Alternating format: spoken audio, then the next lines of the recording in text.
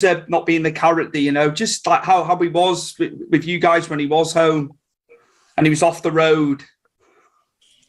Yeah, because what it was, we had 5 acres. We were in the hill country in San Antonio and he had 5 acres. So when he came home, we'd kind of shut the gates and then that's, stay and be a family. Because as I said, he was recognized a lot.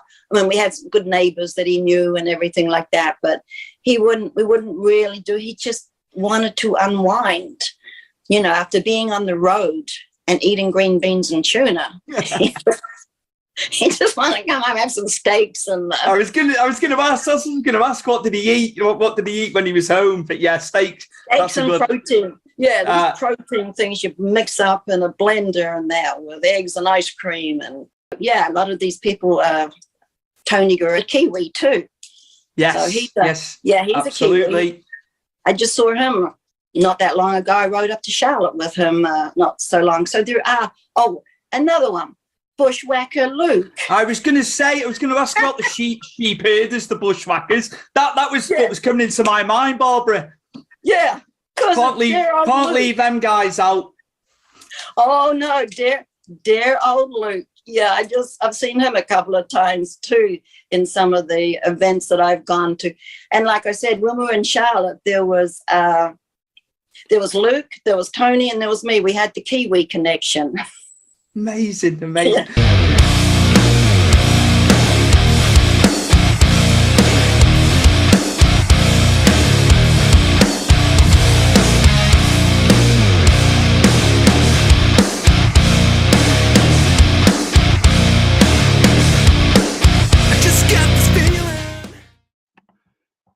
Well, it is the second episode of 2024, episode 165 of Stu's Wrestling Podcast. It's the 5th anniversary of the show, and have I got a guest for you today? Pro wrestling veteran, he was employed by WWE as a talent and a road agent for many, many years. It is the legend, Mr. Tony Garea, all the way from Cape Canaveral in Florida, NASA Town, as I like to call it. Tony, what an honor to have you on the show today on Stu's Wrestling Podcast. Thank you, Stu. It's a pleasure to be here. We're having a little rain down here in sunny Florida. It's been this way for about 6 or 7 days now. I don't know what the heck is going on. Never happened in my younger day. It's probably waited till I retired and then, the sun disappears. At least you've not had snow, because I'm in Wales. I'm just off the border of England, like literally about 45 minutes away from Chester, Liverpool, places like that. And we've had snow. So if the weather's not great in Florida, my word. Yeah. Unbelievable. Tony, I'd like to speak to you about your beginnings, obviously, in New Zealand, training pro wrestling, just like getting your start in the business and just your life in New Zealand before you came to America. Yeah, well, I was that skinny little guy, I was about 10 and a half stone, and I went to the gym to put some weight on, and that was a no-no. That was back in about 63, 64. And I played rugby in school until that time. And then I went and I played rugby league after I gained a few pounds. I was about 185 pounds, which is about 13 and a half stone, I think, by memory, And I played that. And of course, lifting the weights was a no-no back there because they said you got muscle bound and you couldn't run and you couldn't do this and you couldn't do that. But I didn't lift weights during the season. I waited till after the season. And there was a guy there, Wild Don Scott. He was in a club. And he asked me if I'd be interested in, pro wrestling. And I said, sure. So he started training me. And we had a canvas on the floor with some carpet felt under it. And that's where we trained on. So when we took a bump, we were like about a quarter inch from the hardwood floor.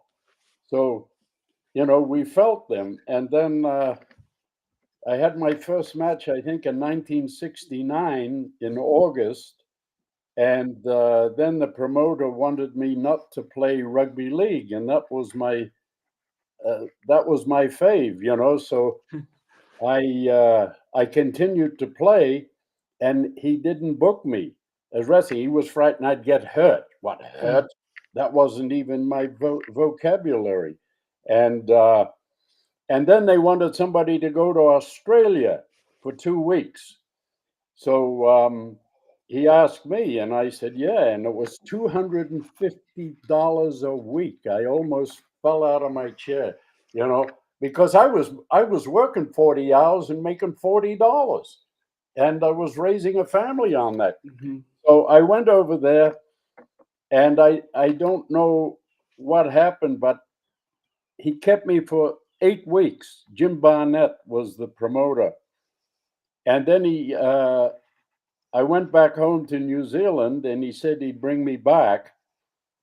And about 2 months later, he brought me back, and I stayed for 12 weeks. And that's where he asked me if I wanted to go to the United States. And I'd heard that he'd only ask you one time. So straight away, he said, Tony, he said, would you be interested in going to the United States? He said, I think you'd do very well there. I said, yes. And I had no money. I managed to save some while I was in Australia, and I went back home, and my visa came through, which I didn't think it would. I was getting ready for league, and I was a little short on money on my round trip ticket. So I had a Zephyr 4. A 1964 Zephyr 4. It was worth about $1,200, I think. So I went to the loan people and I asked them for $500 using that as collateral. And they turned me down. I said, you gotta be kidding me. I'm going to the United States. I'm going to wrestle. I'm going to be making at least $500 a week. And that's another story. But so they gave me the 500, and I got the round trip ticket because I had to have that, as proof that I wasn't going to stay in the United States. This was back in 72, so we're like 51 years. It'll be 51 years in March. And so that's how I got here. And I don't know whether that's a long story or what, but I landed here with $200 in my pocket. And to Australia, I came here with an Australian friend of mine, Johnny Gray, and so there was 2 of us, and then there was Larry O'Day and Bob Miller from Australia. They were in Florida. That's where I started. So we had somebody, that we knew to meet us, and give us some direction of where to stay. And God, we had to get a car. We had to get an apartment. And I ended up with a 1965, I think, Mustang, 6-cylinder, no air conditioning in Florida. We just wind the windows down, keep the windows down, and take it up to like about 120 kilometers. And that was our air conditioning. So, and that cost us $200, but I split it, otherwise I wouldn't be able to buy it. The American dream very early on then for you. Was it? Would you term it the American dream? You were younger. You moved away from New Zealand, Australia. Did it worry you in any way? The culture, the difference, the way it is over in the States. Oh yeah. Well, I thought, coming from New Zealand, I thought everybody had a big house and everybody had 2 or 3 cars, and everybody was well off. And then when I was driving through the country, even in Florida, I could see the poverty out there. I said, Christ, this is worse than New Zealand. Yeah, not for everybody, of course, but Mhm. some of the houses there, they were like, holy Jesus, you know, you wouldn't you wouldn't want to live there, but people were living there because that's all they had. And then the food, I didn't know what the hell to eat. I think I went into a Mexican restaurant and I'm looking at the menu and I don't recognize anything. I'd be happy there with a hamburger, but then they spice shit up. Well, back in New Zealand, we had bland food. Her mother was Irish and the father was English, and my dad was Croatian. Mhm. And, it was very bland cooking, like meat and potatoes, but every day, 7 days a week, steak, pork, lamb, mutton. Oh God, I should be dead according to modern science. And then I drink more milk than anybody I know, from when I Yeah. was a kid. And then at school, you used to get the half pints. And I remember one day I was going to say, I said, let me see how many I can drink. And I was about 7 years old and I drank 4 half pints of milk. And it wasn't out of the refrigerator, it was left outside. Oh my word! That could have turned your stomach, mate. That Yeah. could have turned your stomach. That. I Oh got my. stomach. I can drink acid. My stomach is so strong. New Yeah, on the Zealand, inside. Yeah, New Zealand lamb and Welsh lamb. They're highly thought of. yeah. We get Oh we get yeah, New Zealand lamb over here. yeah, yeah. Very good And stuff. it's cheaper over there than it is in New Zealand. No, I Right. swear to God. I don't doubt it. I don't doubt you. I'm not Yeah. questioning you on that. Absolutely not. Absolutely Mhm, not. Going back to America, Tony, the early times in your career there, mhm. how was it? How was it getting into the ring early on there? You had your basis from the homelands, but yeah, going Yeah, into America and getting into the ring, I'd love to hear about that. yeah. It was. I was a little doubtful in the beginning, but then down in Florida, I made friends with Jack Briscoe. We kind of Mhm. hit it off, and he was kind of my mentor there, which was very good because he'd had a lot of experience. I was, as they call it, I was green, but I didn't know I was green. So I thought, well, the harder I work, they're going to put me up the ladder. And then I found out that that wasn't working. And then I said to me, oh, well, you got to be in the right place at the right time or know the right people. So I went in and I worked hard every match I had and got by. And then there was a guy that came through New Zealand by the name of Tony Marino. And he was down in Florida on vacation and he worked a couple of shots. And he said, how are you doing here? I said, not that good. I was able to save $40, $50 a week, but I was sending $100 back to my family Mhm. every week. And I was averaging there about $290, so I was below my expectations.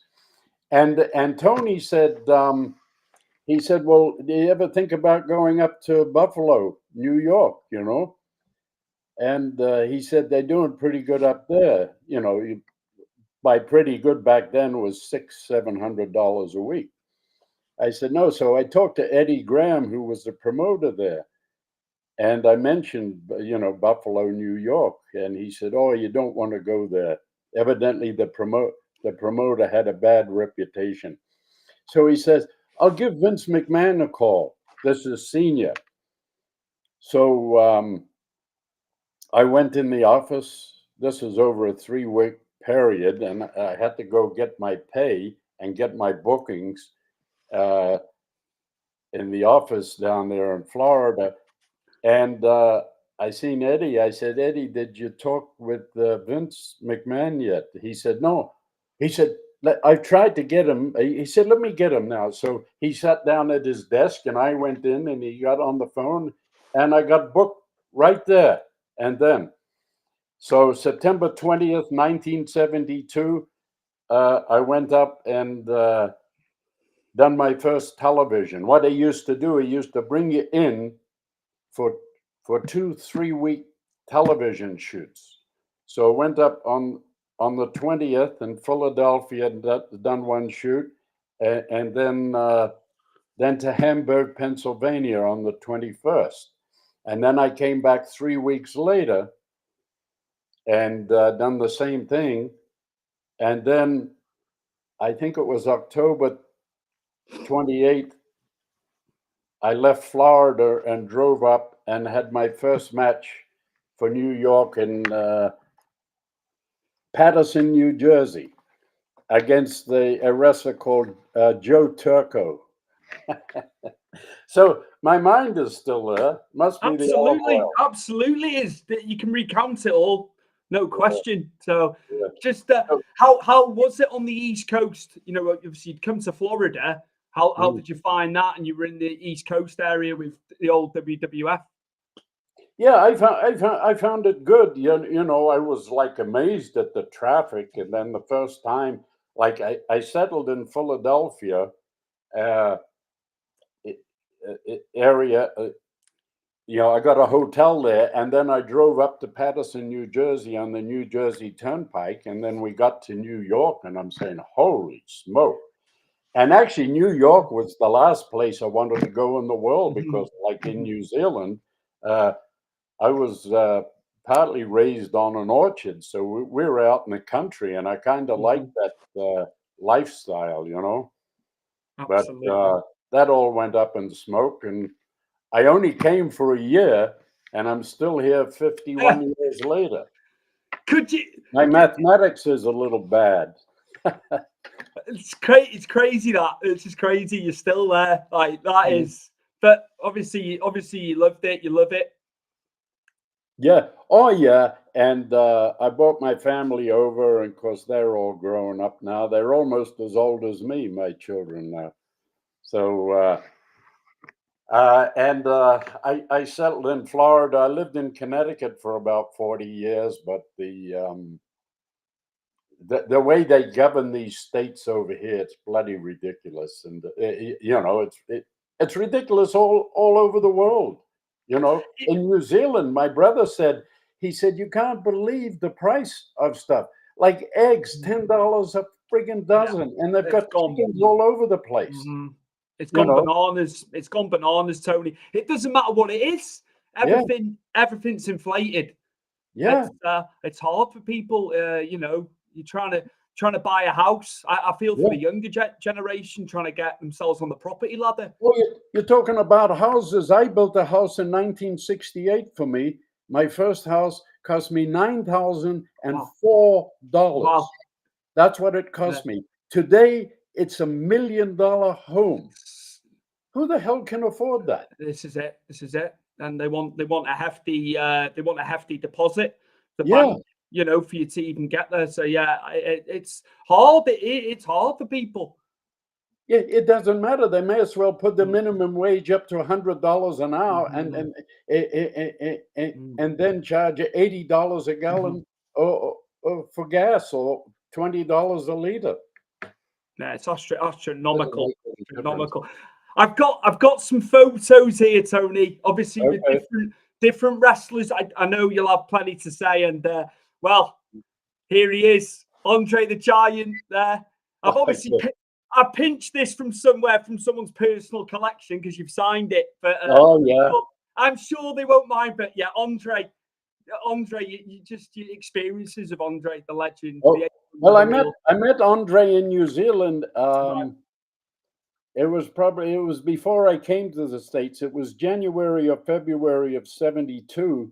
He was in Australia, and from Australia, the promoter in New Zealand had a deal with Jim Barnett, who was a promoter in Australia, you know, to bring some guys over. And I told him, I said, and Andre could hardly speak English, and I said, I'm going to the States this year. Maybe I'll see you over there. So in 1974, I walked into the dressing room in Philadelphia, and Andre was there, and he seen me, as I walked in, and he got up and he said, "Hello, Tony," So he remembered me. This was in '74, and he was with his manager, Frank Valois.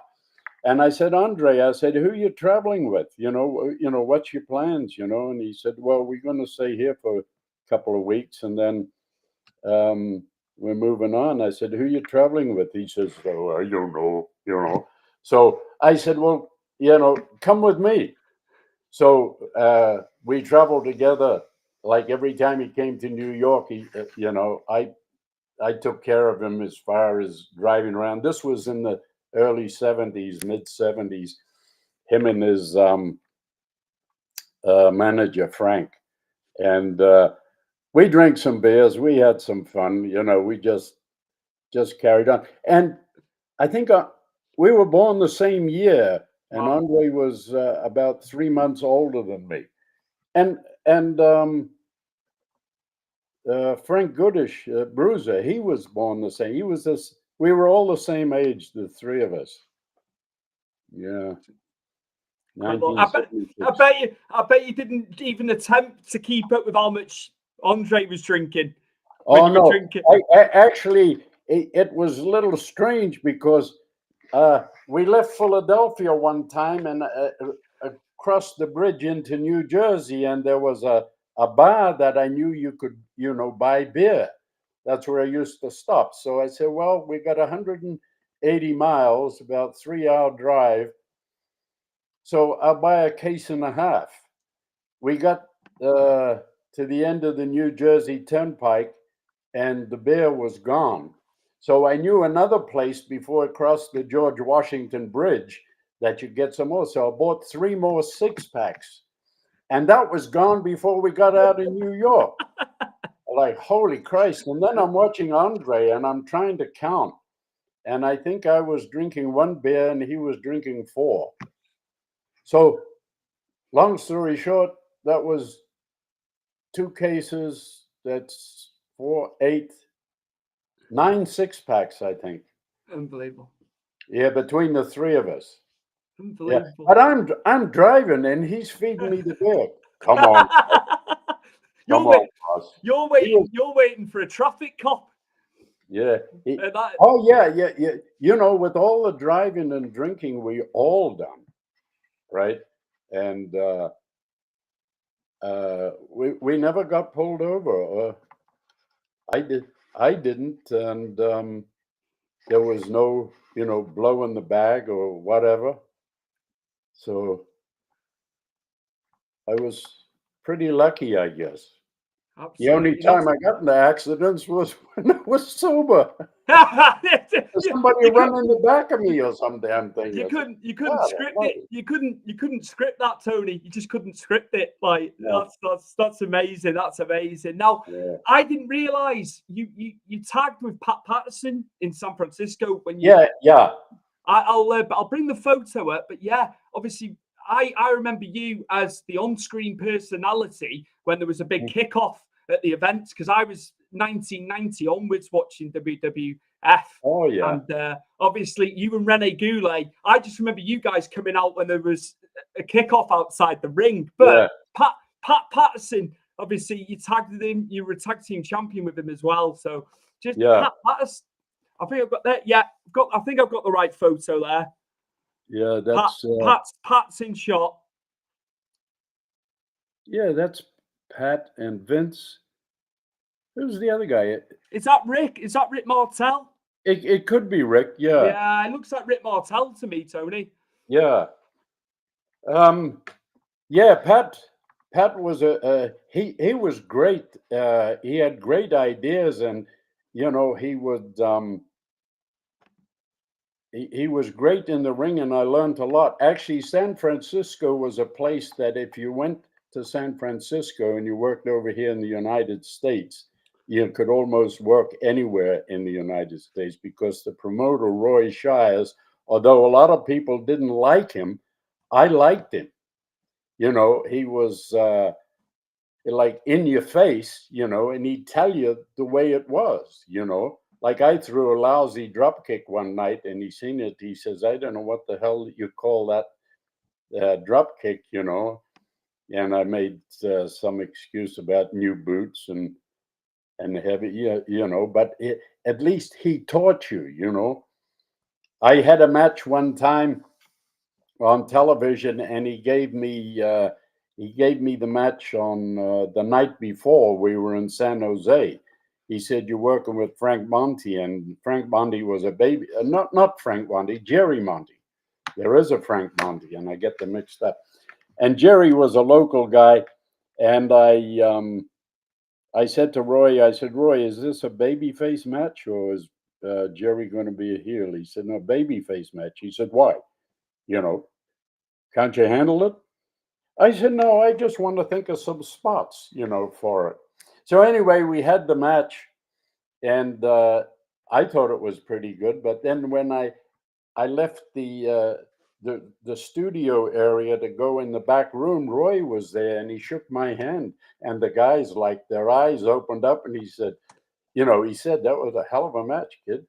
And the guys, that had been there for a while, they never seen him compliment anybody on a match. So I guess I was headed in the right direction. Absolutely. Yeah. Mm. What a visionary Pat was. I've watched documentaries, obviously, on him. God rest his soul. He was the man that came up with the Royal Rumble. Yeah. Look how successful that's been. Yeah, and Survivor Series. Mhm. They asked us. I remember they said it's going to be a Thanksgiving Day pay-per-view. Mhm. So they asked us for ideas, and I thought, well, something to do with turkeys, or Thanksgiving Day, and then the next thing, it's a Survivor Series, and like you say, the Royal Rumble, yeah, he came up with all sorts of. But he would ask. He had a match, and he came to me and he said, and I wasn't great on finishes and everything. I could watch a match, and I could, after it was over, I could say, well, if you do this and you did this, and that would be better. So the next time, as an agent, I would insert that into the match, and it would work. But Pat came to me one time. He said he had a tag match, and I think it was the Hardy Boys, and maybe with the 1-2-3 Kid and somebody else. And he said, "This is what I've got to do," So I said, "Well, you have to get him out of the way, right?" He said, "Yeah." I said, "Well, have so and so take a bump out, and then just sell it, and then when it's time, when he a little while, pull this guy out." He said, "Oh yeah." So he said, "Thank you," and he went to that. But he advanced on what I told him, what I thought should happen, and he got it done. And he put a few other things, but he was great. I mean, Jesus, I met him at his house at like 6 o'clock in the morning, to get the rundown of the show. I was going to Canada, Mhm. bloody things we did. It's like incredible. crap. What a time for you guys being in it. And obviously it predates me slightly. I was booked. I was born in 1986. So Oh Christ, I was an old man then. no, Yeah. Tony, Yeah. you're still sharp as a tack. Don't worry Yeah. about that. That was almost the end of my career, because I became an agent in '87. Mm-hmm. Yeah. Wow. You were enhancing the guys, weren't you? You were singles towards the back end, weren't you, of your career? I know you were synonymous with tag wrestling, and I'll get to Rick Martel, when you guys were tagging, but you were enhancing guys, weren't you? More latterly in that end portion of your wrestling career. Yeah, towards the end, yeah. And I didn't have a problem. Like No. I worked with Bob Orton Jr., and we broke in together. It was in Detroit, and I was still wrestling, and somebody didn't show up. I think Tony Atlas never showed up. So Strongbow, who was a friend of mine, he called me Anthony. He said, Anthony, I'm going to have you work with Bob. So I said, okay. I said, but it's not going to mean a hell of a lot, if we don't, have a match. If he just goes there and gobbles me up. And we had one hell of a match. And he had the cast on his arm at the time. And he used that. I had him beat. And then the referee walked through because we were tied up in the ropes. And then he hit me with the cast. And it turned out to be a hell of a match.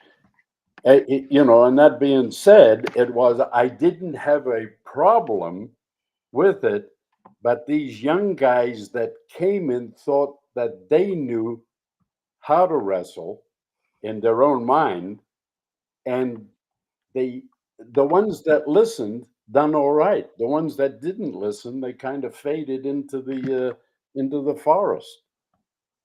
There was one guy, Duke the Dumpster. I told him to do one thing. He said, I don't think that'll work. After I watched the match, and I said, well, I tell you what,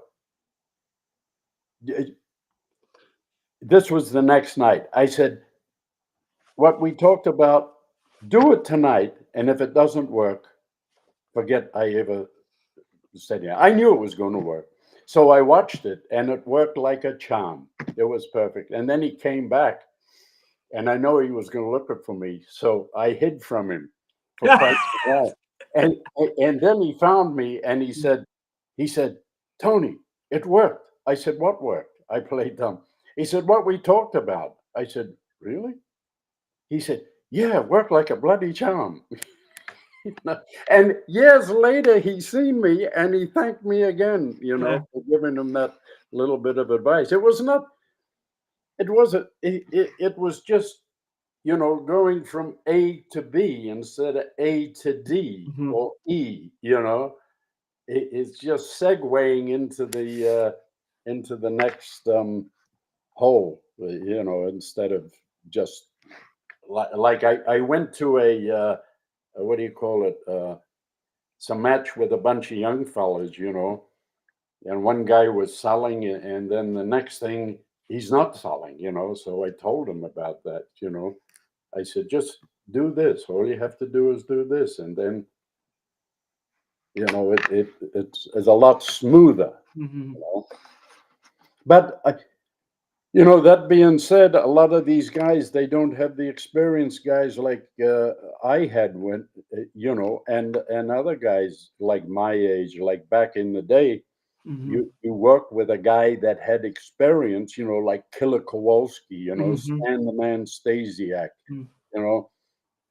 and they knew how to tell stories, and it was so damn easy, But I just listened, and that was it. I think that's what's missing now. In more, I watch current wrestling. I think it's lost again. You're saying about guys that you were in charge of in the 80s and 90s and the 2000s into 2010, obviously, because you're with WWE to like 2014, weren't you? I think that they're not listening.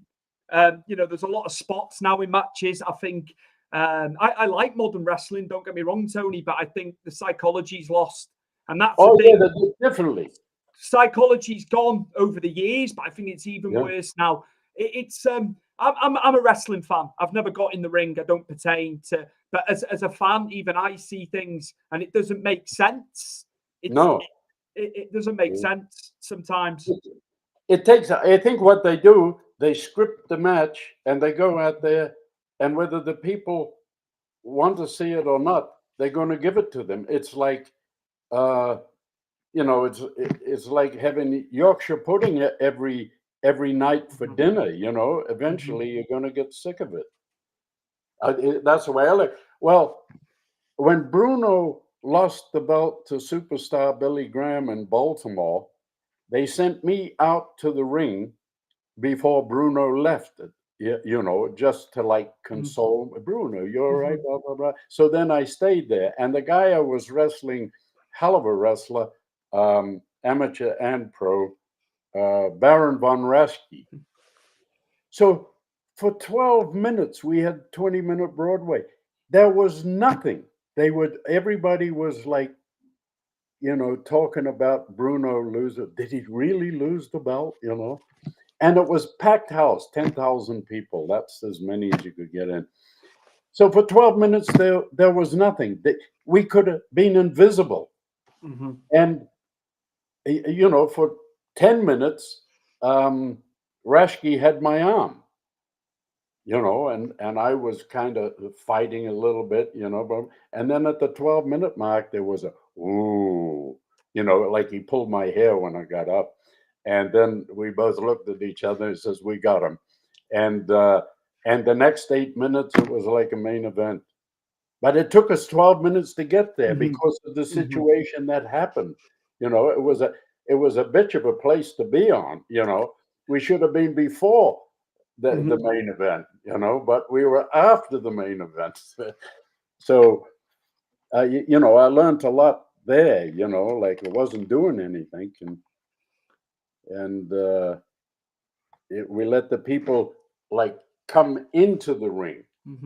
Like there's so many guys, like they do something to the guy, like they give him a good punch, and look at me, and the guy falls down, you know, sells his jaw, and then they look at the people, you know, instead of looking over him, you know, look over him, and the people will come. And then you look at the people. That's the way it does. But you can talk and talk and talk. Absolutely. Some of the old timers like Strongbow was great. You know, he said, no. He was a good psychologist. You know, Killer Carl Cox. He was great. Dick Murdoch.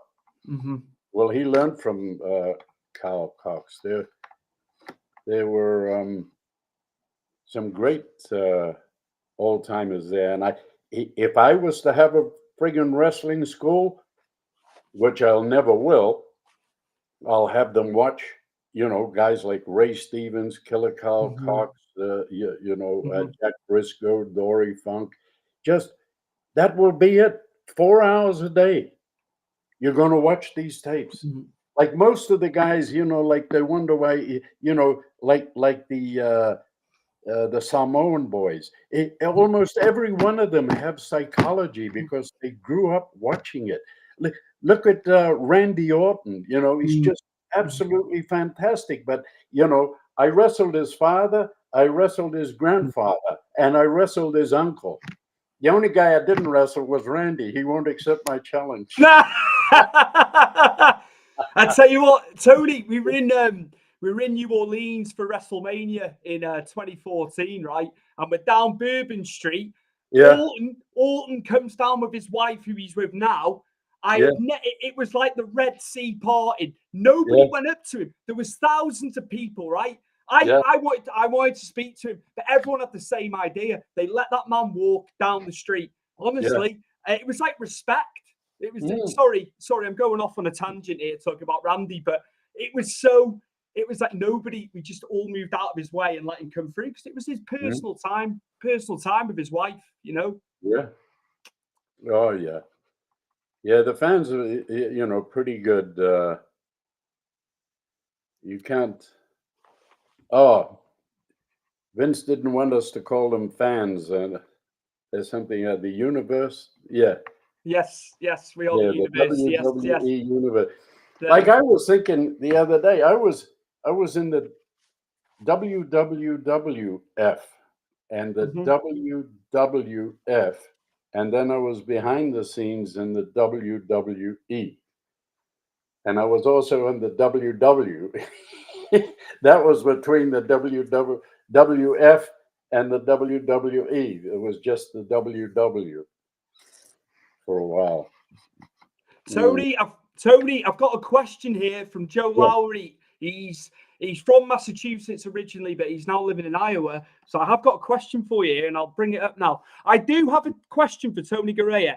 Does he have any idea as to why himself, as well as Rick Martel, are not in the WWE Hall of Fame? I have no idea at all. That's been asked of me, but I remember Spike Milligan? I do, of course. I know. Yeah, of course I do. Very I famous. used to listen to them on the Goon Show, and he was put into the Hall of Fame, I guess in England with the comedians, and he said about bloody time. He said that was a part of his acceptance speech. Yeah, but I don't know. Like I remember I got a call a few years back, but I was in New Zealand because when I retired, I figured I'll go back to New Zealand every year. I go see my brother, my sister, my cousins, nieces, nephews, everything. And I'll do that once a year. And I got a call, but I didn't get it till late. I think when I got back. So I called up and I got the message machine. I left the message. I was in New Zealand. I said, I just got this call. And it was about going to a TV show before WrestleMania. And I think that might have been and maybe the guy, he just mentioned, well, I called him and he never called me back or something like that. So I don't know what the hell it was. Maybe some kind of miscommunication. No idea. There's so many guys not in it, Yeah. And Chris Jericho says, what do you need to do to qualify to go in it? This is recently. He said there's guys in there who have no business being in there when, guys like yourself worked there for 40 years and you're not in it. So I do understand that there's a celebrity wing. Yet you guys, who paved the way and worked hard and were on the road all them days a year, and you're not in there. So, yeah, I don't know the powers that be. Yeah. It's like demolition. If I'm going to start saying about people that are not in there, Axe and Smash. It's crazy how good they were. Everyone's like, oh, it was just a rehashed version of the Road Warriors. Far from it. They were superb. And, Bill Eadie's still going strong. Yeah. And I seen Bill recently. I think it was in Iowa, but I forgot his partner's name. I know him as well as anything. Barry Darso. Barry, yeah. Barry Darso. And I, as an agent, I filled in one time. Brian Blair was hurt, and I filled in with Jim Brunzell, and I said, "Oh my God!" I worked 3 shots. It was agent and wrestler. I said, "Jesus Christ! I could work for next 20 years with you guys." Did it feel good to get back in there? Yeah. Oh yeah. But this was back in like maybe 89. Yeah. 89, 90. Yeah. I went one time. I worked with One Man Gang in Salt Lake City, Utah, and we were having such fun. It was a 20-minute match, and Christ, it was like 17 minutes. I said, oh boy, this is too long. I'm not contracted to be in the ring for this amount of time. And Jimmy Hart watched the match, and he came and he told me, he said, boy, that was a hell of a match you guys had. It never left you, Tony. Yeah. It's there. It's in your brain. It's computed in your brain. Absolutely. Jimmy Hart as well, Tony. Turned 80 last week. He still looks 60. He's incredible. He's incredible. And he's all over the place, Somewhere he's there, Yeah. He's unreal. It's amazing. It's amazing, you guys, honestly, all the years you've done. Now, obviously, as a road agent and on screen as well, I've got a good photo here for you, actually. And it's you outside of the ring, and this would be around 1997. So I remember this fondly. We were just coming into the Attitude Era. Mm-hmm. There you are on the outside of the ring. There's Austin and Vince, Gerald Briscoe. Oh yeah, yeah. Chad Patton. How was that? How was that being, right in close there and the crowd? Because obviously Austin and Vince were they were like dynamite, weren't they, when they put them together? Oh yeah, that's what got Austin over, I think, because everybody wanted to tell the boss, to go screw himself, and Austin did it, It was great. He was great to work with. As all those guys, we worked as like a family, Mm-hmm. to make it. It wasn't like, and then later on, it became all bloody corporate, I remember on the road, I used to, Vince wanted to know what was going on, and I mentioned one time we were in Memphis and I went outside, we didn't have a great advance. And I seen a couple of dads walk away with their kids, and the kid said, "Dad, aren't we going?" He said, "No, no." He said, "The tickets are too expensive." And I put that on my report, so Vince would, see it. But other guys see it and they got offended by it. But if you're in New York making $65,000 a year, you can afford maybe $20 for a ticket. I'm just using these numbers. But if you're in Memphis making $15,000 a year and raising a family, you can't afford $20. And we had guys that were responsible for certain towns, and they would have the same argument. Like one guy that was great, and he mentioned just having two price tickets, have like a $15 and a $10, ticket. And this way you get the people in there, then they've got a little extra money to buy a t-shirt or a cap, which heavens forbid, I think when things were going really strong, I think they were doing about $680 million a year, like 12 million a week in t-shirts and hats and stuff. So, that's where the money was.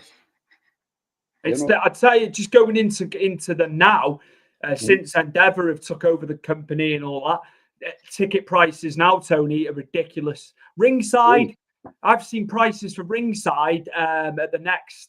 It's going to be the Rumble, maybe. I think it was like $2,000, $3,000, $4,000, $5,000 a ticket, and even the cheap seats now, Tony, you're talking over $100, and you're ripping the gods. It's not.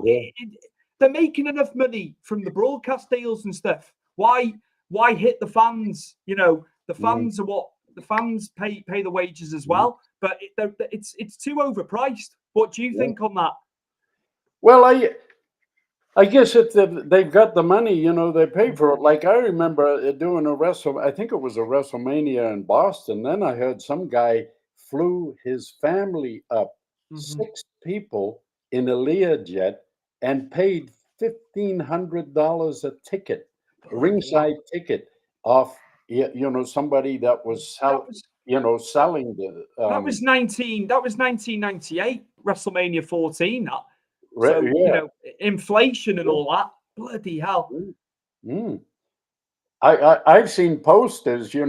I seen a poster. I couldn't even read the price of the tickets. I think it was 20 cents for a ticket in New Zealand. But that was back in the 50s, I think. You want the working man to be able to afford to come to it. That was what wrestling was about, For me, and it's going to get further and further away from it. There's enough. My argument is they make enough money off the television companies, advertising and stuff. Don't hit the fans in the pocket. That's not just WWE. I think that's a general thing across. I don't want to go anywhere. Like some of my happy hour friends, they're going to see Willie Nelson over here. One of the guys bought like 6 tickets, and he didn't realize it's the same day as the Daytona races. Oh, right. Right. Okay. He chose to go to Daytona, so he had these 6 tickets and he sold them. But I don't know how much he sold them for. It's an outdoor show in Cocoa, Florida. But I don't want to go anywhere with all the nuts out there, and I don't just blame you. the hell I with don't it, blame you you. know, because you never know. You never know. No. You never know. You go to a grocery store. I mean, Mhm. up in Connecticut, where I used to live, they say older people are getting attacked. You know, old ladies are coming out from the grocery store, and their pocketbooks are being stolen. And then you Start- can't do anything over here to defend yourself. Mhm. You can't do anything until you're dead. And then when you're dead, you can break the guy's legs. But if you do it while you're alive, he'll go free and you'll get arrested. It's just wrong. It's just wrong on so many levels. Yeah. That's modern. It's the modern world, unfortunately. But that's Yeah. not right. That's not right, is it? You know, No. it's just like you shouldn't be. You should be able to come and go as you please. You Yeah. know, it's crazy. It's crazy. I was going to ask you. I'm going to bring some guys up, obviously, that you were in charge of being a road agent, and my favorite of all time, still is to this day. Idolized him from like 1990, so I was only 4 years old. Bret the Hitman Hart. How was Bret? Brett, Have you got some Bret stories for me? Because well, I met him in 2013. Finally, I was at SummerSlam '92 with my dad. I was at Wembley Stadium. I'm sure you would have been there as well. Bret, some stories about Bret, Tony, because he's the best. Yeah, Bret was very good. He was a hell of an artist. He drew, a whole. I don't know what the word is, but all the wrestlers, and he drew them, and it was very, very good. And I worked with Bret a lot when he first came in. We were opening match, first, second match. He was great, and he told a story. He was one of the best champions, we ever had because he told the story. But I wrestled him in Detroit one time, and I went outside, and he picked me up and he slammed me, and it was a little bit stiff, and it was on I don't know if it was on the mats, whether we had mats or it was just a concrete floor. And I said, "Oh, Jesus." So then we continued the match, and we went inside, and then it was time for my comeback. So he come in, I picked him up and I slammed him, just a normal slam, right? And then after the match, then he turned around, he beat me. But we went inside, and he said the slam was a little stiff, don't you think? And I said, well, I just work as stiff as my opponent, and we left it at that. But he brought it up years later. But he was absolutely just a fantastic worker, and he worked very hard. He worked very hard. Absolutely. I think, do you know what I gravitated to? Even that young, wrestling, it was different when you were younger growing up watching it. I was captivated by his attire, pink and black. It was the way he was packaged.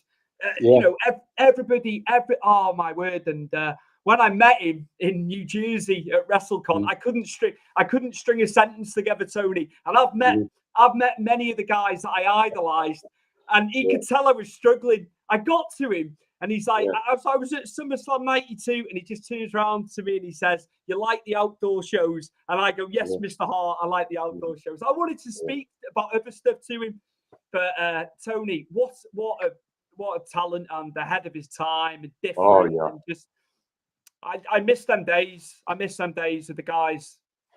Yeah. Oh yes. They, they need to. These young fellas need to watch, guys like him, and even Sean, who was a high flyer, is a different type of wrestler, but that's what makes it. There was one time Vince had all big guys, Tugboat, Earthquake, Typhoon, all, and I'm saying, why we got that? Because now you got one match, the first match, and the second match, and the third match, and they're all basically the same, you know. I mean, these guys are great athletes, and they can do stuff, but then they're 300-pound doing stuff that, you know, like a 200-pounder should be doing, you know, the light heavyweights, you know. So you know, where does it, you kind of bumping heads, you know, like a 200-pounder can't do a big splash because he's only 200 pounds, but a 400-pounder can do a big splash, you know, and it makes an impact there. Was there anybody underrated as your time as a road agent that didn't necessarily get the due they deserved? Was there any talent you thought that guy should be further up the card? Does anybody stick out in that capacity? No, yeah, you know, I think you know, Brett was. I think the reason he became champion was Strongbow. You know, he mentioned, you know, you should, you know, take a closer look at Brett. You know, and even well, even Sean. You know, you know, the popularity and excuse me, I got to go to the bathroom. Not a problem. Not a problem. Right back. This is TJ Wilson, aka Tyson Kidd, and you're listening to Stu's Wrestling Podcast. You're listening to Stu's Wrestling Podcast, established 2019.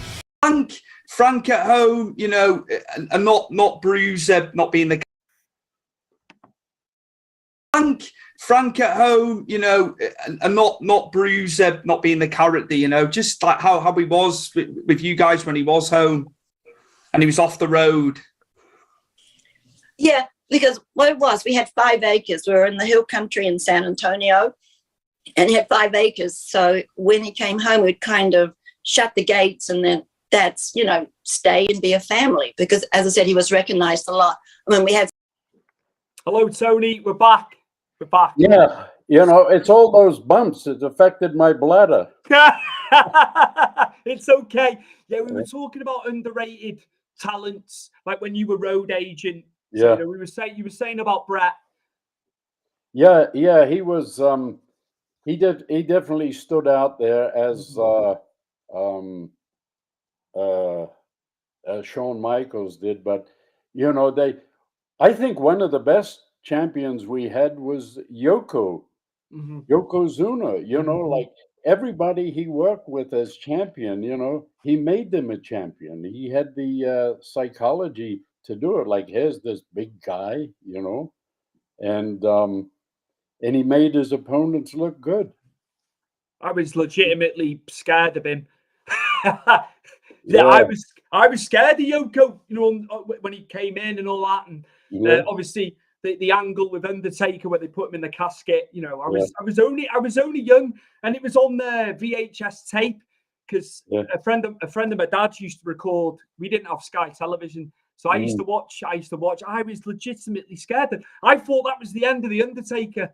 Honestly, it's crazy. It's so well done. This is what it's all about. That's the mind. That's the mind of Vince and the guys, isn't it? Yeah. Well, like you see the Undertaker and Paul Bearer. You know, I mean, if you put all the bits and pieces in a computer and you hit, you know, Undertaker, that's who you'd get. And you know, if you hit, you know, Paul Bearer, you know, it was perfect. You know, it was bloody magic, you know.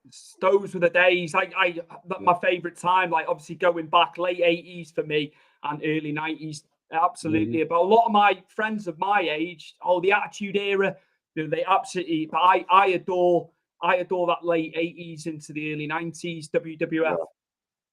Well, I was through the 70s, you know, and the 70s it was like 80,000 miles a year. You know, in the road and all sorts of weather. You know, it's a wonder we didn't have more accidents. You know, I appreciate that time. Obviously, you know, going back because I wasn't aware of the territories. Obviously, it was when it was all international by the time I was watching. But yeah, you know, I love going back to the 70s, Tony, watching the old footage. Oh yeah, it's slower, but I've watched some stuff.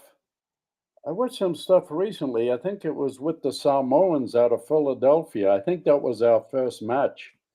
And then I watched something else. I said, "Holy Christ!" I was moving like a bloody jackrabbit. I said, "Christ, why am I moving so fast?" Brilliant. Yeah, but it Brilliant. was good. And then, well, that's when Rick Martel came in, and we had similar styles. And I still stay in touch with Rick. I talked with him about 3 days ago. He's up in Quebec, and he's very happy up there. That's good. That's good. What a talent. What a talent. And do you know what, Tony? Only until like years later, I didn't realize he'd come away and gone to the AWA. I thought it was AWA, and then Mhm. he came back in obviously to tag with Tito and all that. I didn't realize he left and came back. I didn't Oh yeah. I didn't realize that at the time. You know, it's obviously watching documentaries and different things. Mm. Yeah, he done very well over in the AWA. I think he was the AWA champion there, and Jack Lanza was there, and he had quite a bit of pull there, and I think he pushed for Rick, to have a Nick Bonkwickle, another great worker. I was working with Nick once down in the Carolinas, and we were having a good old wrestling match. There wasn't too many high spots, and he had my arm tied up, and I got up, and he pulled my hair on my trunks, and I went back down, and kicked my feet a little bit, and I come back up, and again he pulled me down. He said, "Tony, next time you get up," he said, "hit me." I said, "Okay, Nick." I said, which arm should I hit you?" He was great. There was another one, John Tollus, out of California. I think he was Canadian. He was a Greek guy. What a fantastic worker he was. And I wrestled him out there, and I had so much fun with him. I kept calling him Blassie because he wrestled Blassie for a long time. Yeah, and I wrestled Blassie too in the early 70s. He was in New York. Christ, he must have been 60 years old. What a mind. What a Yeah, mind. And then obviously when he went into the managing, this yeah. again, you can't teach it. It's like Bobby Heenan. It's just Oh, Bobby was they're just just they're just naturally unbelievable. they just Yeah. naturally have gift the gab and the brain. Yeah, I hate to make it obvious, but he was the brain. It was you can't teach it, can you, Tony? You've got it no. or you haven't. You've got it. Unbelievable. Him and Gorilla on commentary as well. Oh, yeah. The best Mm, commentary tandem we've ever had, in my opinion. yeah. Oh, yeah. Gorilla was a great guy, too. I was just thinking of him the other day, and, with what he did. And he was an agent, for Vince's father. And he was part owner of the company, but he said to me, he said, "Tony," I said, "Gino," I said, "can I do this out there?" He said, "Just go and do what you think you have to do. And if it's wrong, we'll tell you not to do it again." And I came out one time. He said, "Tony," he said, "don't do that again." I said, "What's that?" And he told me I forget what it was. And, I said, "Okay." And that was it. And that was my philosophy of being an agent, not tell him to go out there and it's scripted. Now you do this. Now when you get to the ring, you put your right foot on the step, on the bottom step first, and then you go up the steps and go to the left of the post and put your right leg over the middle rope and bend under the top rope and get in. You know, just go out there and do what you think is right. And if it's wrong, I'll correct you. Or if they do something, um, like I had one guy, he took a bump outside. It was quite a big bump. And within 3 seconds, he was on the opposite side of the ring. And I called him and I said, does this make any sense? He said, oh. I said, well, next time you do it, just lay there. Nobody's going anywhere. Show that you're hurt. You didn't even show anybody you were hurt. So he did it, and the guy stayed in the WWE or whatever the hell it was, for quite some time. So But they he did. was able to listen to me. They did listen. Guys did listen. Yeah. Yeah. That's the main thing, isn't it? Yeah. Well, even some of the the top echelon don't understand what the hell is going on. I went down to get a baby face one time, and he was hurt, and I told him, I said, just hold the back of your head, don't look at the people, ignore the people. I'm not going to help you out, carry you out. You're going to put your arm on my shoulder, and walk with me, but ignore the people. And then we got almost, to the curtain, and I said, just stop, but don't look at the people. I rub your head, because that's where it was hurt. And then we went through and convinced the people backstage that he was hurt. And then, when we got backstage, he was fine. And then somebody said, well, that was a silly thing to do. And I said, I told him to do it. They said, well, that was stupid. They didn't fucking understand. Excuse me. No, not at all. They didn't understand the psychology of it.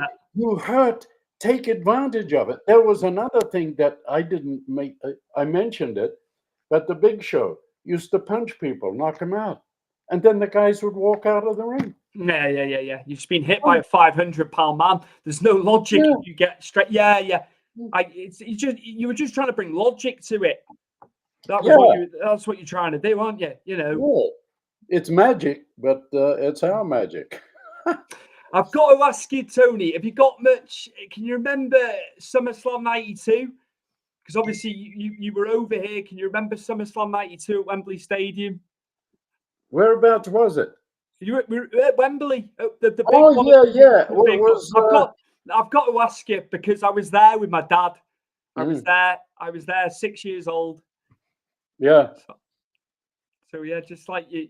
Yeah. Your boxer was there, wasn't he? Lennox Lewis came out with the Union Jack with Bulldog. Yes, he did. You are correct. Yeah, I think I might have walked to the ring with him. I'm not sure.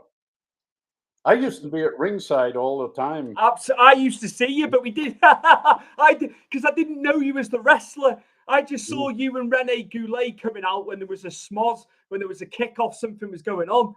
Like, obviously, because it was before my time when you guys were wrestling, but years later, I was like, shit, he's Tony Garea, and that's Rene Goulet. But we knew you on screen coming out when there was stuff happening outside the ring, and that's how we knew you. But yeah. Yeah, I think Davey Boy Smith was the big card there, wasn't he? Unbelievable, beat Brett for the title. Yeah. And when you look back, they were positioning Bulldog the year before. They were getting him ready. The program with Warlord going into that. He won the Battle Royal at the Albert Hall. Yeah. When you look back, Bulldog was getting positioned. It all makes sense, doesn't it? Afterwards. Yeah. He was a hell of a rubber, the Bulldog. I've heard stories. Yeah. Oh, he was funny. I caught him with I had my case, and I had the combination on it. And he, he spotted the combination, right? So he was he used to change it, change the combination, get into it and change it. So I spotted him.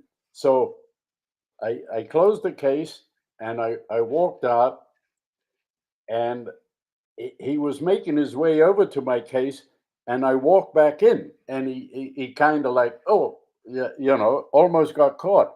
So then I opened the case and I changed the combination myself.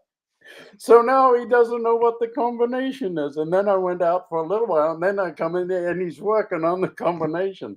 I says, "You asshole." I says, "I got you." Oh, funny. But he was a good businessman. I mean, Mhm. he he done what he had to do, for the business. It wasn't, I'm not doing this, I'm not doing that. He When was he, good.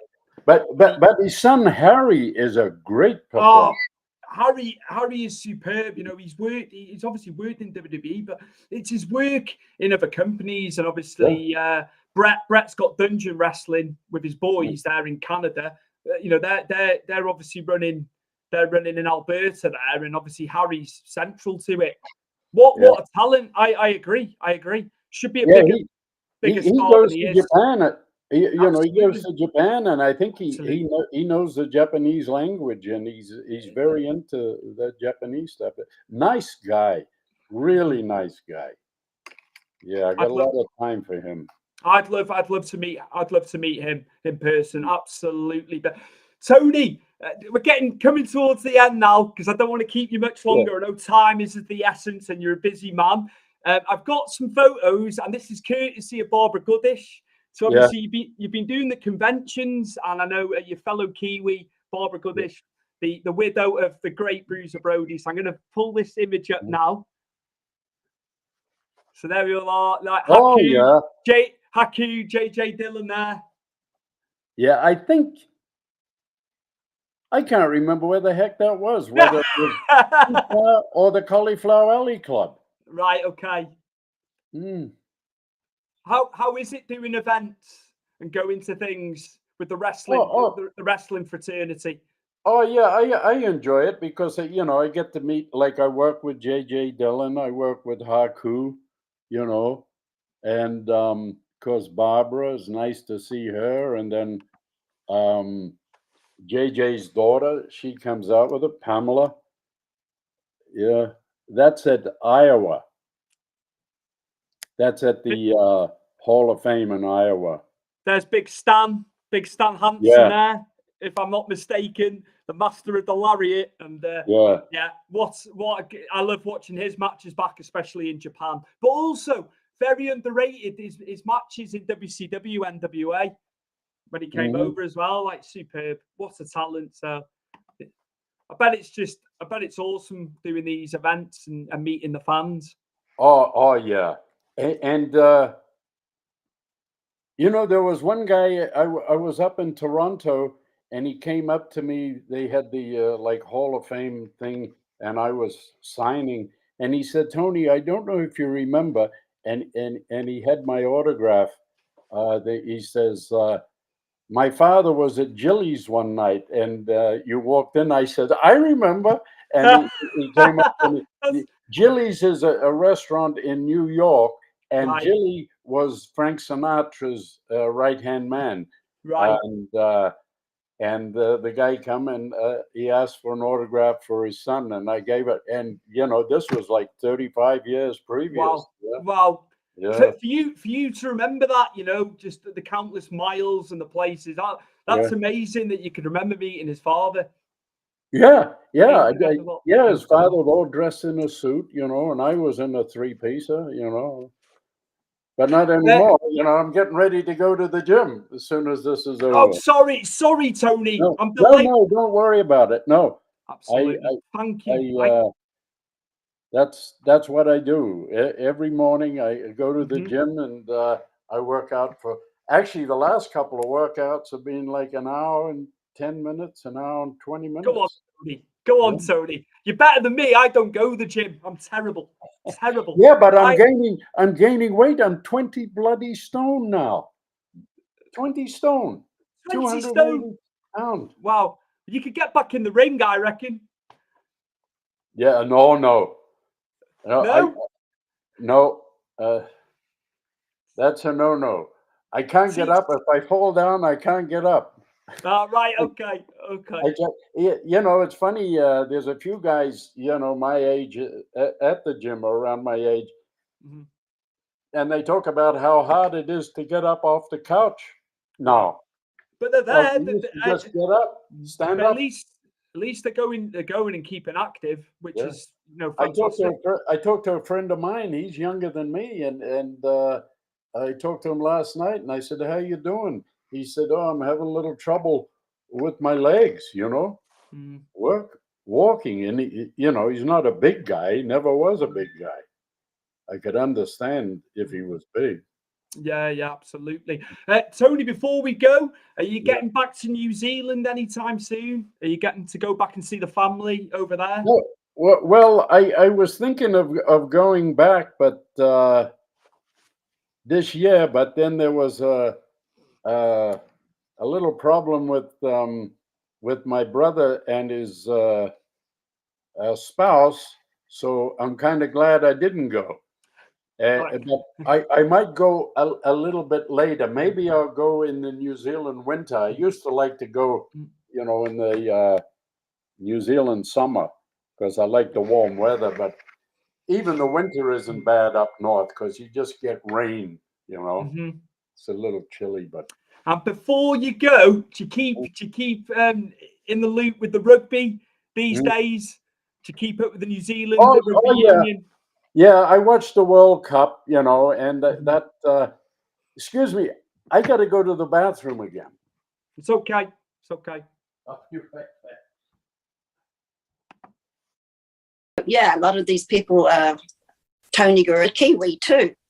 Yes, so he's absolutely. A Kiwi.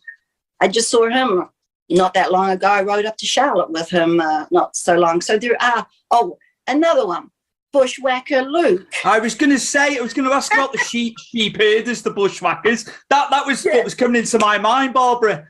Yeah. Can't leave them guys out. Oh, no, dear old Luke. Yeah, I've seen him a couple of times too in some of the events that I've gone to. And like I said, when we were in Charlotte, there was Luke, there was Tony, and there was me. We had the.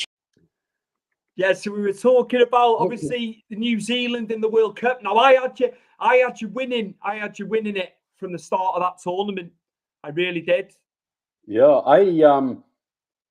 Yeah, I watched a few games, but I wasn't the only person. That bloody television referee that's calling the shots. It's got to be changed. The rules have changed a lot. I understand that since since I played like 50, 60 years ago. But God Almighty, even the referee on the field. He's overridden by this guy, and you got different angles. I remember watching a try. It was a legitimate try, but the guy's head and upper body was blocking the ball, and it was like just over the line, and the referee was behind it, and he didn't see it. But I seen it from where I was, and I was just watching the game, and it was a try, but it was disallowed because the referee didn't see it.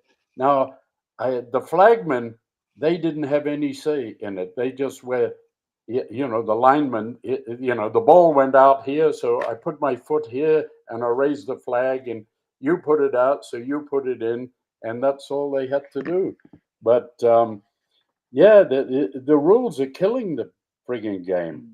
It's the same with the football, the soccer, the VAR, this video assistant ref, and they're in a.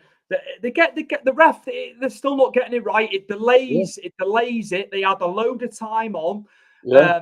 It's frustrating. It just prolongs it, and it's caused more bad than good. Having it, just let them play. Just let them play the game. If it's rugby. And the scrums. Yeah, you have a scrum and you throw the ball behind the hooker's legs. It used to have to throw it straight in. And then you'd kick each other in the shins. I played blindside prop when I was playing league, Then I had I had my friend that switched from rugby to league in New Zealand, and his son played for Leeds years ago. Wow. Incredible. Kevin Arlo was his name. Right. Yeah. League still massive, especially up in the north near me over the border. League is a northern, more northern. Yeah. There's some southern teams, but Union down south more so.